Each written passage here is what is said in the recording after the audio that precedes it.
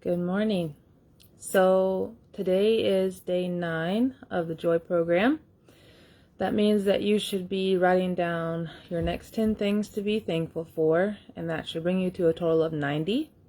And I really challenge you today. I know some of you are going to be busy, but a great majority aren't going to be all that busy. I challenge you to recite all 90 of those things today. Take all 9 pieces of paper, or however you've been doing it, and just go through, and maybe every hour you recite 10 different things that you're thankful for, and really make it personal. Lord, I thank you so much for this thing, whatever it is. I thank you so very much for this person, and that will further impress upon you how wonderful God is to you. But I want to take a minute this morning and acknowledge the fact that sometimes life is really, really hard. It just really is. It's overwhelmingly hard sometimes. And one of the things we suffer with is comparing our suffering to someone else's. And that either means it pales in comparison, so we don't feel like we should be upset about it, or we feel like it's worse than what everyone else is going through, and no one else is going to understand how we feel. The problem is that we're comparing what we're suffering through. Because the reality is we all suffer, all of us. There are some days I struggle. I'm so much in my mind and thinking about the things that are bothering me, I just want to go to sleep. I mean, there are some days where it's overwhelming. And I'm not suffering through anything horrible. You know, I'm healthy, and I have healthy kids, and my parents are still alive, and I have a roof over my head, and there are a million wonderful things going for me. So why in the world should I be suffering? Well, the reality is that pain is pain. And there are people suffering through something worse than what I'm going through, and I'm praying for them, and I wish they weren't going through that. But when you suffer through something that seems small, God still sees it, and He still is with you, and it still hurts Him that you're in pain over that. And when He sees someone going through something that seems insurmountable, He's there with them as well. You know, right now I'm praying for a woman that is battling horrific breast cancer. I can't even imagine something like that. A wife and a mom, and the fear she must be going through, and having to think about the fact that you might not be here at some point. And who knows what God's going to do for her or in her life. I know that He's going to work out what's best, and we don't understand what that is all the time, because sometimes He lays us to rest, and we don't want that because we don't want to miss the people that we love so very much. But I'm not suffering like that.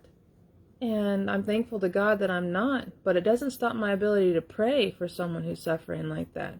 I don't have to know what you're going through to understand that it's hard, and to remind you that God is there with you. I have another friend who's dealing with lasting, never-ending effects of COVID, and you know, they're scared and they're worried, and they might be facing going to the hospital, and there are scary things happening there. Who knows what's going to happen?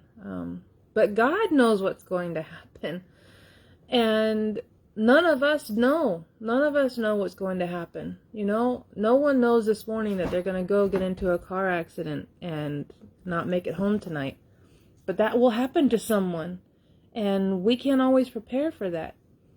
But we can remember that we serve a loving God who has never left us or forsaken us.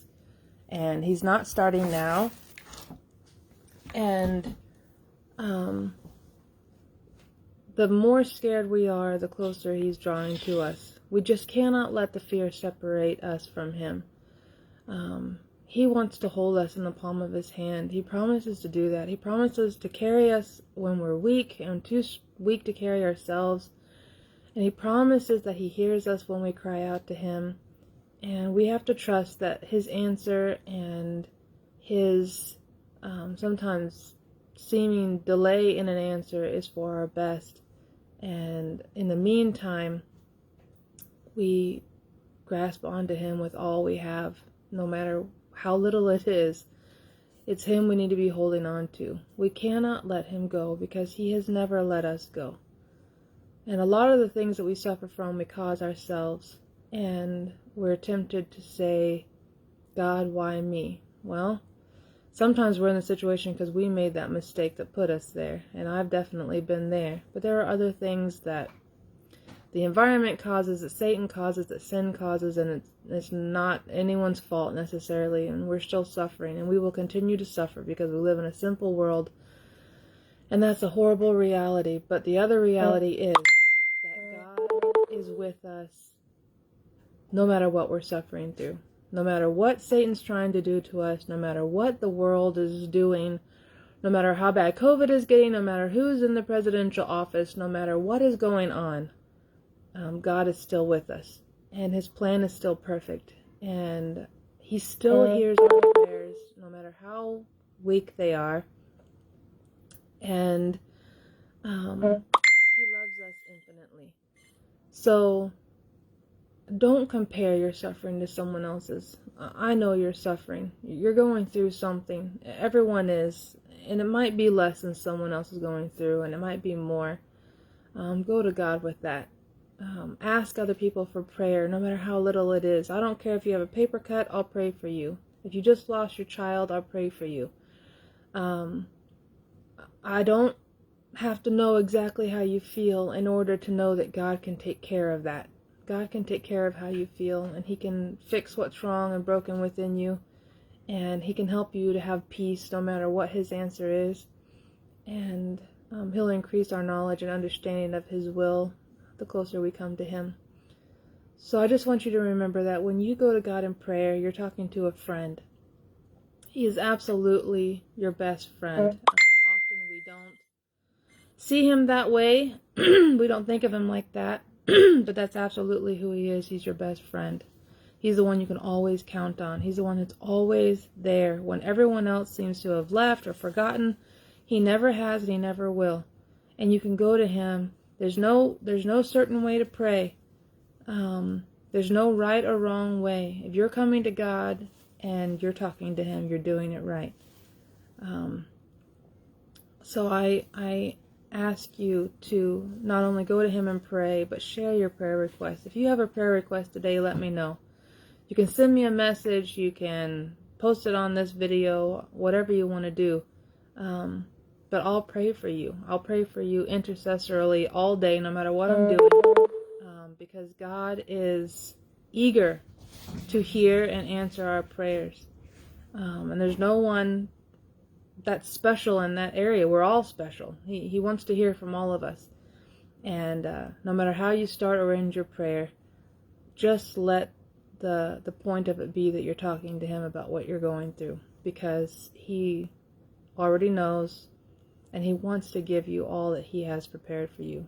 And sometimes that just only comes in the form of peace. But peace, I hope, is one of the things you're thankful to God for. And if you haven't experienced it yet, He's willing to give it. And it's you can't understand it sometimes. That's what He says. Sometimes He gives us the peace that we cannot understand. I don't have to understand it. I just want to accept it. And I pray that you have peace in your life. I pray that you have healing. I pray that you have joy and that you have love and that you have all the wonderful things God has in store for you. And I pray most of all that we spend an eternity together. And I pray today that you have a very blessed day. Don't forget to thank God for what you're thankful for. It'll change your life. Bye.